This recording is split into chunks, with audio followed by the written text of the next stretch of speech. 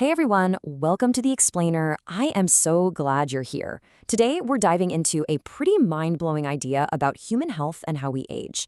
Look, we all want to live longer, healthier lives, right? But what if the advice we've been getting is missing a huge piece of the puzzle?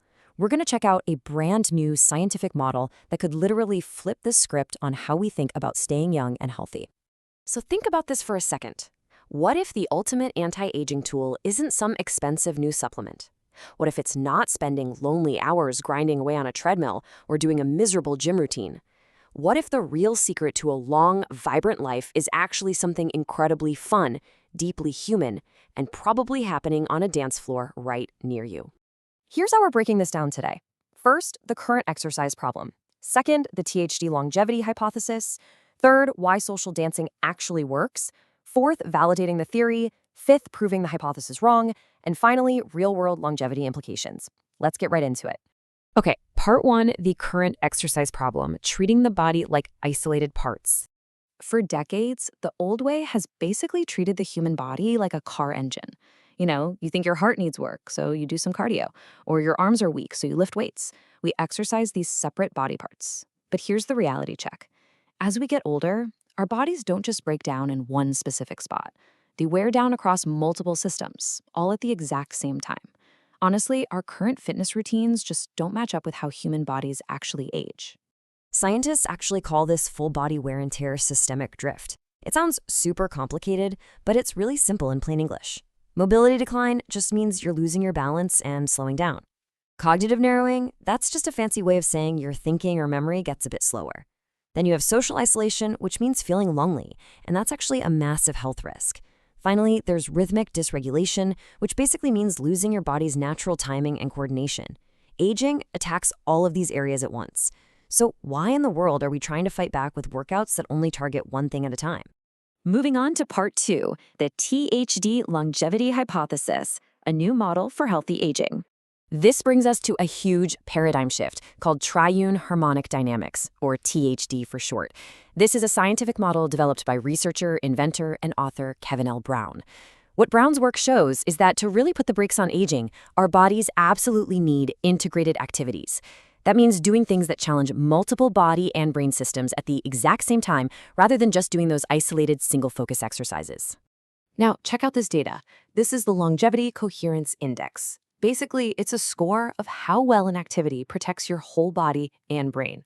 Right now, tennis and racket sports are the reigning champs, scoring a 9.3. But Kevin L. Brown's THD model predicts something wild.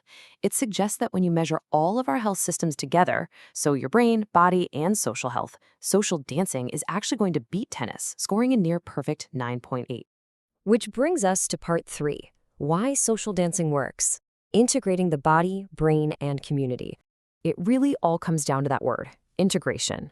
Social dance literally forces your brain and body to process 5 different streams of information at once. First, physical movement, you're building balance and length strength. Then, cognitive prediction. Your brain is working overtime to remember and anticipate the next steps. Third is social bonding through connecting with your partner. Fourth is the emotional reward, because it's just genuinely joyful.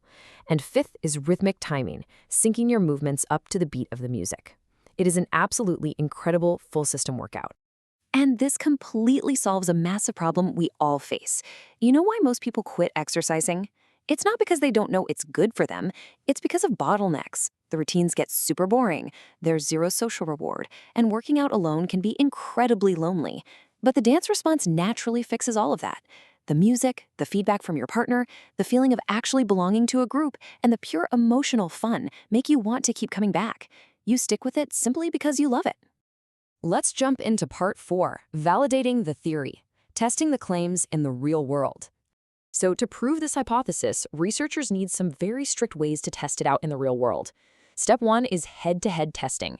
They literally have to compare a group of people doing social dance directly against groups doing walking or standard gym workouts. Step 2 involves tracking early health signals, things we can actually see improve in just a few months, like better balance or a brighter mood. And then step 3 is the long game, measuring long-term mortality and seeing if the dancers actually end up with lower rates of dementia over many years. But hey, before we wait 50 years to see who lives the longest, we can look for early signs of success. Based on the THD model, if social dance really is the best, we should see these specific indicators pop up pretty quickly. Balance, confidence, and memory skills should improve. And at the exact same time, feelings of loneliness and depression should take a dramatic nosedive. If we see all these things happening together, that is a massive sign that this theory is right on the money. Now for part 5, proving the hypothesis wrong. The strict rules of science. A real science demands what we call falsification parameters. That basically means Kevin L. Brown's THD model clearly states exactly what would prove it wrong. For example, if future studies show that racket sports still beat dancing for overall health, well, the hypothesis is false. Or if it turns out dancers only get less dementia because they happen to be wealthier, the theory is wrong. And finally, if people end up quitting their dance classes just as fast as they quit the treadmill, the model totally fails. This strictness is exactly what makes this a serious scientific idea, and not just some wishful thinking. All right, our final section, part 6, real-world longevity implications, changing how we live and age. Here is the huge mental shift we need to make today. Exercise is not just about movement volume. A 30-minute walk and a 30-minute social dance are not structurally equal. We've got to stop just counting calories burned or watching the minutes on a clock. Don't get me wrong, a walk is great, but a social dance asks your brain to listen to the music, sync up with a partner, remember your steps, and balance your body all at once. That complexity right there, that's the secret sauce for keeping your brain and body young. The real-world implications of this are just massive. If this theory holds up, our whole approach to public health needs to change. Instead of just telling people to go for a jog, doctors might start prescribing socially synchronized movements. We could see senior centers using social dance not just for a fun Friday night, but as serious preventative medicine. And for you and me, it means we need to really rethink our daily routines to make sure we're including activities that challenge us socially and mentally, not just physically. To sum up the absolute core of this discovery, social dance may be the stronger whole system longevity factor because it combines the missing layers that most exercise prescriptions separate. By bringing together that physical effort, brain power, and social joy, dancing literally puts the broken pieces of human health back together into one beautiful package. So I want to leave you with a question to chew on. If integration, mixing physical, mental, and social challenges, is the real secret to a long, healthy life, what integrated activity are you going to add to your routine today? I don't know, maybe it's time to finally sign up for that salsa or swing dancing class. Thanks so much for hanging out with me for this explainer. Keep learning, keep moving, and who knows, maybe keep dancing. Catch you next time.